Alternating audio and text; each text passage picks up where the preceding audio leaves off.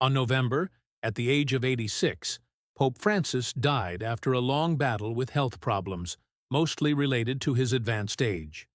The papacy had been aware of his declining health for some time, and Francis himself knew that his days were numbered.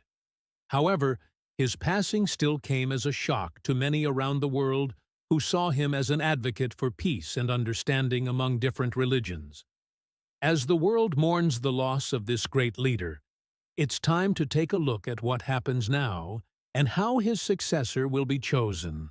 When a pope dies or resigns, there is a period of mourning and reflection known as the Novendiales, which lasts for 9 days. During this time, the bells of the Vatican are muffled, and all public events are cancelled so that the world can take a moment to remember the life and legacy of the former pope. On the day of the funeral, which takes place in the Vatican, the coffin is carried through the streets of Rome to St. Peter's Square, where thousands of mourners have gathered. After the funeral, the coffin is placed in the catacombs beneath the basilica until it is finally laid to rest. But while the world is mourning the loss of a great leader, there is also work to be done.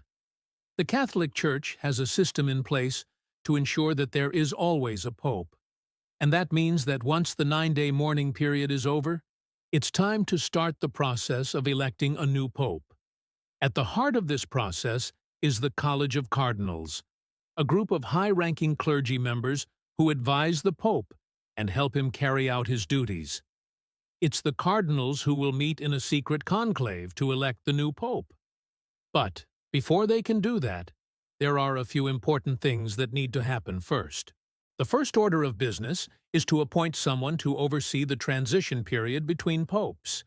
This person is called the Camerlengo, and it's traditionally one of the most senior cardinals in the Church. Right now, the Camerlengo is Cardinal Kevin Farrell, and he will be responsible for running the Vatican and making sure that everything runs smoothly while the cardinals are busy electing a new pope. Another important task that needs to be taken care of is sealing up the papal apartment. This is done to prevent any tampering with the room where the pope lives and works, and it also symbolizes the end of the previous papacy. A special red wax seal is used to block off the apartment, and no one is allowed to enter or leave until the new pope is elected. While this may seem like a strange and unnecessary tradition, it's an important part of the ceremony that helps to ensure the continuity of the papacy. With all of that taken care of, it's time to get down to business, electing a new pope.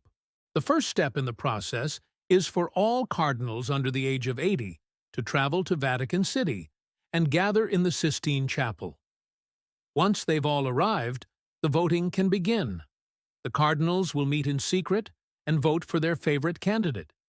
Each cardinal has only one vote, and the candidate who gets the most votes wins. Sounds simple enough, right? Well, there's a catch.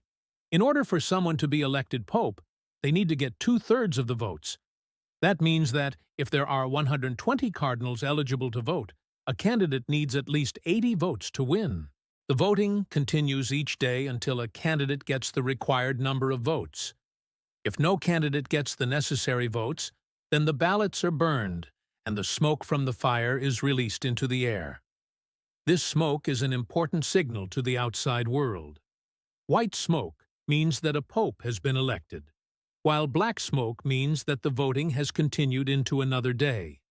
The whole world is watching this smoke with bated breath because it's the first indication that we have as to who the new pope might be. Of course, the identity of the next pope is top secret until the ballots are counted and the white smoke appears.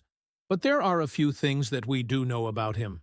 First of all, he'll be the 266th pope in history. And he'll also be the first pope from outside of Europe since the 16th century.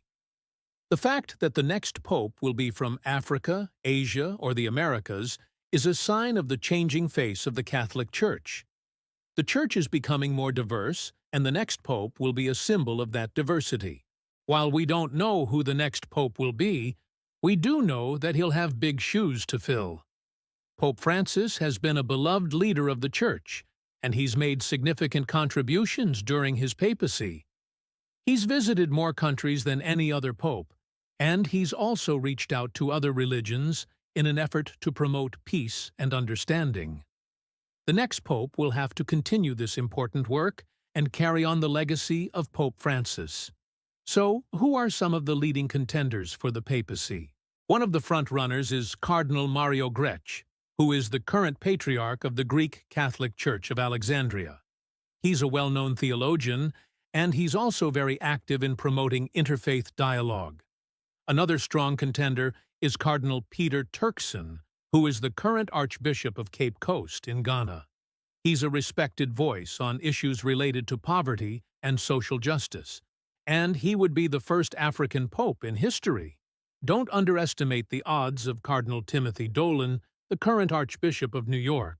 He's a charismatic leader, and he's very popular among American Catholics.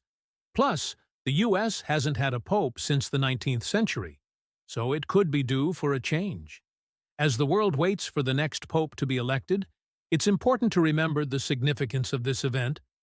The Pope is the spiritual leader of 1.4 billion Catholics worldwide, and he has a profound impact on the lives of people all over the globe. The next Pope will face many challenges, from continuing to promote peace and dialogue among different religions to addressing issues related to poverty and social justice. But the cardinals will take their responsibility seriously, and they'll choose a pope who is up to the task. Once the voting is finished and a new pope is elected, he'll appear on the balcony of St. Peter's Basilica and give his first blessing to the crowd below. This moment is a major event in the life of the Church, and it's a reminder of the Pope's role as a unifier of Catholics all over the world. For the cardinals, this moment is also a cause for celebration. They've just elected a new pope, and they're excited to see him take his place in the history books. It's a proud moment for the Church and for the cardinals themselves. The election of a new pope is a momentous occasion, not only for the Catholic Church but for the entire world. The pope is a highly influential figure, and his decisions affect the lives of millions of people all over the globe. While the cardinals work hard to choose a pope who is up to the task, the rest of us can take a moment to appreciate the solemnity and significance of this event. As we watch the proceedings unfold, let's remember the importance of faith, hope, and love in our own lives. And here's why. When someone holds the title of pope, they're not just a religious leader, they're a symbol of hope for millions of people around the world. They're someone who people turn to in times of need, who offer guidance and comfort when life gets tough. And that's why the process of electing a new pope is so important. It's not just a formality or a rubber stamp.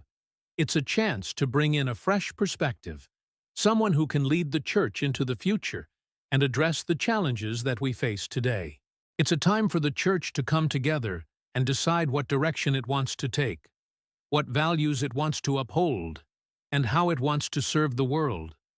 Some people might think that choosing a pope isn't really relevant to them. But the truth is that the pope's decisions affect all of us, whether we're religious or not. The pope speaks out on important issues, whether it's climate change, war, or poverty. And his words carry a lot of weight. That's why it's important for us to pay attention to the process of electing a new pope, to understand what qualities and perspectives are being brought to the table, and to think about the kind of leadership we want for the Church and for the world. We might not agree with every decision the Pope makes, but we can learn a lot from his wisdom and experience. We can also pray that the cardinals make a good choice, someone who can lead the Church through these turbulent times and bring us closer together as a community. Ultimately, the election of a new pope is a reminder that we are all part of something bigger than ourselves. We are all connected, and we all have a stake in the future of the Church and the world.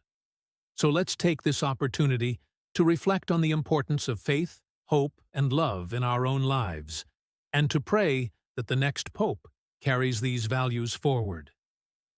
Thanks for watching. If you enjoyed this video, Please hit the like button and subscribe for more content like this. We also have other videos that you might find interesting. Have a great day.